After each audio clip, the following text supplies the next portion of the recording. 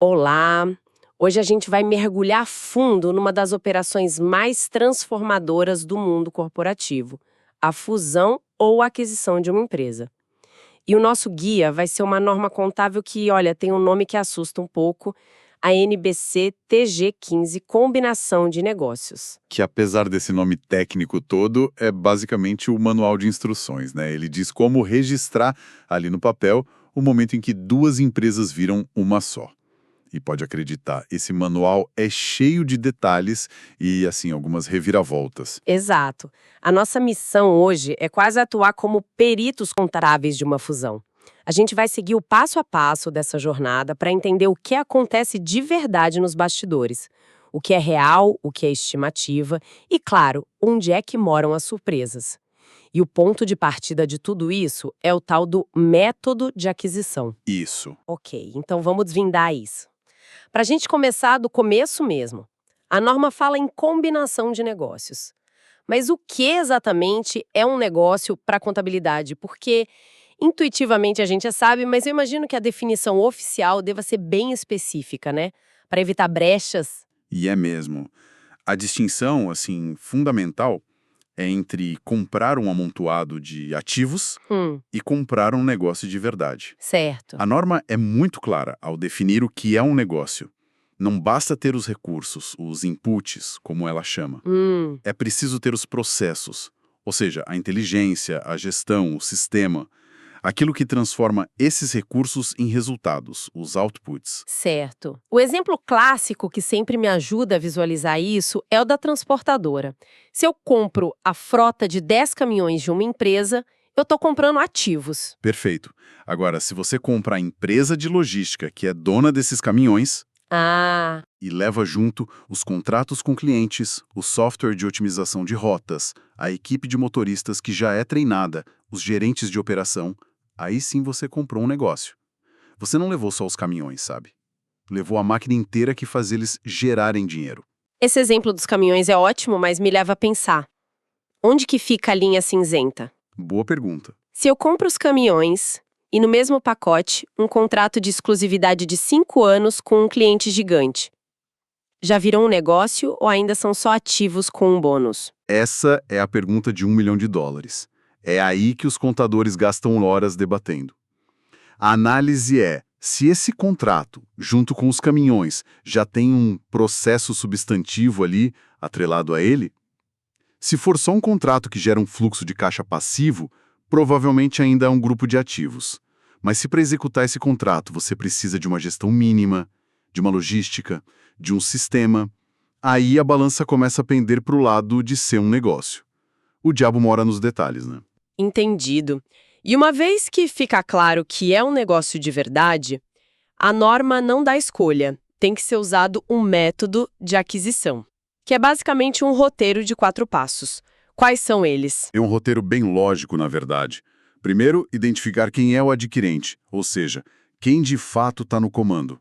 Segundo, cravar a data da aquisição, o dia exato em que o controle mudou de mãos. Terceiro, e aqui a coisa começa a ficar bem complexa, é reconhecer e medir tudo que foi comprado, ativos e passivos, pelo seu valor justo. E quarto, calcular a diferença entre o que foi pago e o valor dessa cesta de ativos e passivos. Os 2 primeiros passos parecem simples, mas imagino que tenham suas pegadinhas. A data da aquisição, por exemplo, é sempre a data em que os advogados assinam um contrato final? Nem sempre. E essa é uma sutileza importante. A data que vale é a do dia em que o controle é efetivamente transferido. Às vezes, o contrato pode prever que o comprador assume as rédeas operacionais antes mesmo da formalização legal. Entendi. Se isso acontecer, a contabilidade tem que refletir essa realidade, e não a data do papel. Certo. O passo 3 fala em avaliar tudo a valor justo. Mas peraí, valor justo soa bem. Mas na prática, isso não é um convite para uma briga sem fim? Quem define esse valor? Contratam-se exércitos de avaliadores? Isso não abre uma porta gigantesca para subjetividade e talvez até para inflar os números? Você foi direto no ponto nevrálgico da norma. Sim, é um processo altamente subjetivo e complexo. O valor justo é, tecnicamente, o preço que seria recebido pela venda de um ativo ou pago pela transferência de um passivo, numa transação ordenada entre participantes do mercado. Para coisas como um prédio ou uma máquina, é mais fácil, né? Você contrata um avaliador, ele olha o mercado e chega num número. Mas e para coisas que não estão à venda na prateleira? Uma marca, por exemplo. Exato. Aí o trabalho fica hercúleo. E é aqui que a norma provoca uma das maiores mágicas da contabilidade. O princípio é que o comprador tem que registrar tudo o que foi adquirido, inclusive ativos que muitas vezes nem existiam no balanço da empresa comprada. Então, se eu entendi direito, e isso é meio contraintuitivo, a empresa compradora pode acabar com um balanço cheio de coisas que a empresa vendida nem sabia que valiam contabilmente? É isso? Quer dizer que o ato da compra, por si só, cria valor contábil do nada? Exatamente. Pense numa marca. Uma empresa pode ter passado 50 anos construindo uma marca fortíssima, gastando milhões em marketing. Contabilmente, todo esse gasto virou despesa, foi para o resultado. No balanço dela, a marca vale zero. Certo. Mas aí vem um comprador e paga R$ 1 bilhão pela empresa. Parte desse bilhão é, obviamente, pela marca. O comprador, então, contrata especialistas que avaliam essa marca em, digamos, R$ 200 milhões. E, de repente, um ativo de R$ 200 milhões aparece no novo balanço. Uau! Para quem olha de fora, para um investidor, parece que a empresa compradora fez mágica. Tirou 200 milhões em valor de uma cartola. Exatamente essa a percepção. E não é fraude, é a norma forçando a contabilidade a abandonar o custo histórico e enxergar o valor econômico que o mercado já via. E o mesmo vale para uma carteira de clientes, uma patente desenvolvida internamente, uma tecnologia. Tudo isso aflora no balanço na hora da aquisição. E isso também vale para os passivos? Com o mesmo rigor. Pense num passivo contingente como um processo judicial que a empresa adquirida está sofrendo. Pelas regras normais, a empresa só registraria uma provisão se a chance de perder fosse provável. Certo. Mas na combinação de negócios, a regra é mais dura. Se for possível medir o valor justo dessa obrigação potencial com confiança, o comprador tem que registrar o passivo, mesmo que a chance de perda seja apenas possível. Ou seja, a norma te força a ser mais transparente com os ativos escondidos, mas também a ser mais conservador com os riscos escondidos. Perfeitamente colocado. É uma reavaliação completa da empresa, para o bem e para o mal. Ok. Então o comprador já listou tudo que a empresa tem, de prédios a processos judiciais, e colocou um preço de mercado em tudo. Ele chega a um valor líquido, digamos, 800 milhões de reais. Mas aí vem a hora da verdade. Comparar essa lista com o cheque de 1 bilhão que ele assinou. E essa conta quase nunca fecha. Essa diferença de 200 milhões ao que entra no território do famoso goodwill, certo? O que é essa sobra? Pense no goodwill como o valor da receita secreta. Gostei da analogia. Você comprou a lanchonete, os equipamentos, o estoque de pão e carne. Isso é o valor justo dos ativos, os 800 milhões. Mas você pagou 1 bilhão. Por quê? Porque você não pagou só pelos ingredientes. Você pagou pela combinação única daquele time na cozinha, pela localização perfeita, pela fama da marca que faz as pessoas fazerem fila na porta.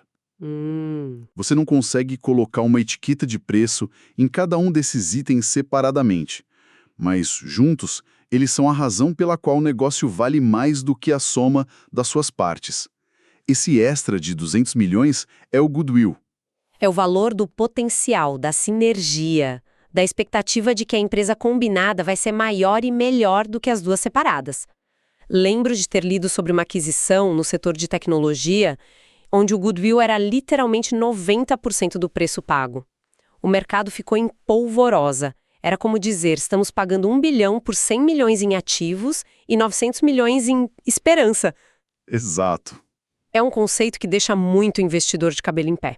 Com toda razão, porque o goodwill é um ativo que não gera caixa diretamente. Ele é a representação de um potencial, e é por isso que ele é tão polêmico e monitorado de perto. Agora vamos inverter o cenário. E se o comprador paga menos do que o valor justo líquido dos ativos? Ele avalia a cesta de ativos e passivos em 800 milhões, mas consegue fechar o negócio por 700 milhões. Parece um negócio da China. A norma prevê isso. Prevê sim, embora seja bem mais raro. O nome técnico é compra vantajosa. Pode acontecer em situações de estresse, como uma venda forçada, em que o vendedor precisa de liquidez para ontem e aceita um desconto. E nesse caso, o comprador simplesmente registra um lucro de 100 milhões no dia da compra? Parece bom demais para ser verdade. Quase isso. Mas antes de sair comemorando e jogando esse ganho no resultado, a norma te dá um puxão de orelha. Ela obriga o comprador a fazer uma revisão completa de todo o processo. É uma espécie de verificação de segurança para ter certeza de que o ganho não é fruto de um erro. Ah, entendi. Será que não esquecemos de nenhum passivo? Será que não superestimamos o valor daquele prédio? É uma checagem para garantir que o negócio da China não era, na verdade, uma marmelada contábil. Exatamente. A norma parte do princípio que mercados são eficientes e que ninguém rasga dinheiro. Um ganho na compra é uma anomalia. Mas se após essa revisão minuciosa, o ganho de 100 milhões persistir, aí sim ele é reconhecido imediatamente no resultado do comprador. É um evento raro, mas que pode dar um belo empurrão nos lucros do trimestre. Fascinante. A norma também parece cobrir uns cenários mais complexos. Por exemplo, quando uma empresa não compra o controle de uma vez, mas em fatias. O que acontece nesse caso? Esse é um dos pontos mais interessantes, a chamada combinação de negócios realizada em estágios. Imagine que a empresa A já tem 30% da empresa B, um investimento que ela mantém lá no balanço pelo custo. Um ano depois, a A compra mais 30% e com 60% no total obtém o controle. Nesse exato dia, a contabilidade tem um terremoto. Um terremoto? Como assim? No dia em que a empresa vira o jogo e assume o controle, ela é obrigada a fazer algo drástico. Pegar aquela participação antiga de 30% que ela já tinha Certo. e refazer a conta, usando o preço de mercado daquele dia. Toda a valorização que ficou escondida ali por anos tem que ser jogada no resultado, de uma vez só. Peraí.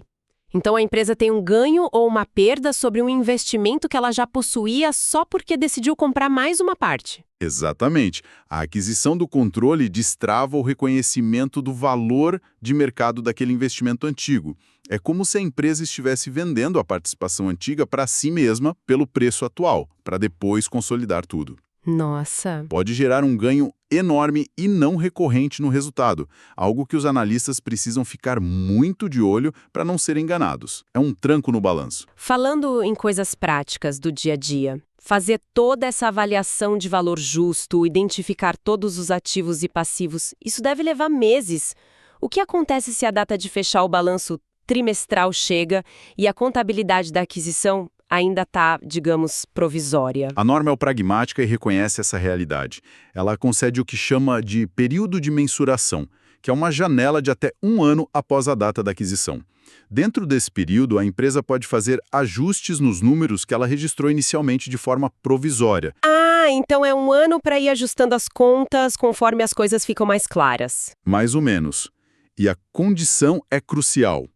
O ajuste só pode ser feito se a empresa obtiver novas informações sobre fatos e circunstâncias que já existiam na data da aquisição, mas que ela não conhecia. Ah, Por exemplo, o laudo final da avaliação de um imóvel que estava em andamento na data da compra, ou a sentença de um processo judicial que já corria naquela época. entendi. Não é uma janela para contabilizar um incêndio que aconteceu na fábrica 3 meses depois da compra. De jeito nenhum.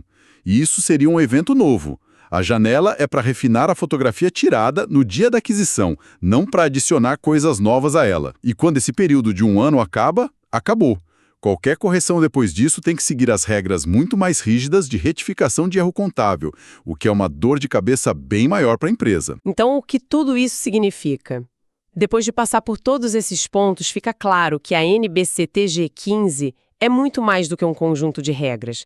Ela força uma reavaliação completa da identidade econômica de uma empresa no exato momento em que o controle muda de mãos, criando uma base de valor totalmente nova para o futuro. O que é fascinante aqui é essa tensão constante que a norma cria. De um lado, a busca pelo valor justo, que tenta alinhar a contabilidade com a realidade do mercado e dar uma informação mais relevante. Do outro, essa mesma busca abre a porta para um grau enorme de subjetividade, de estimativas, de modelos complexos. Especialmente na hora de avaliar os intangíveis. Exatamente. Especialmente na hora de dar um preço para ativos intangíveis que nunca antes tiveram valor no papel. Perfeito. E essa tensão nos deixa com uma reflexão final, um ponto para quem nos ouve continuar a ponderar. A norma trata o goodwill, aquele valor pago pela esperança, como um ativo. Mas, curiosamente, proíbe que ele seja amortizado, que seu valor seja desgastado aos poucos com o tempo, como se faz com uma máquina. Em vez disso, ela exige apenas um teste anual para ver se ele perdeu o valor de forma abrupta.